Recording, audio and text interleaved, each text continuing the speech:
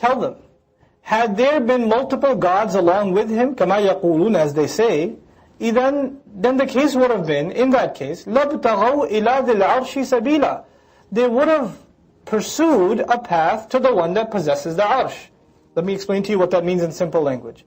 If there are multiple gods, are there other religions or theologies or let's say mythologies in which there are multiple gods? You will find a common trend among those mythologies.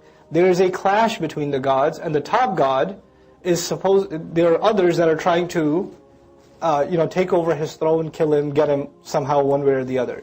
Allah says if there were multiple gods, then they would have pursued a path to the ultimate God, to him, to the one that owns the arsh. They would have been after the throne. Just like in any kingdom, you have the king who's the guy who's the king, and his nephew is next in line and he's waiting for the guy to die.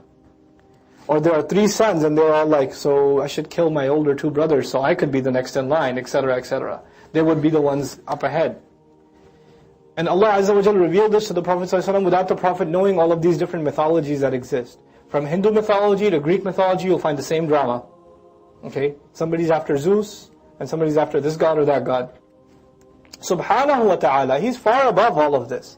He's too perfect and too elevated to be attributed and to be described in this way. عَمَّا يَقُولُونَ, way above what they're saying. عُلُوًّا كَبِيرًا, He is way above in a height that is enormous. He's far, far, far above any such attribution.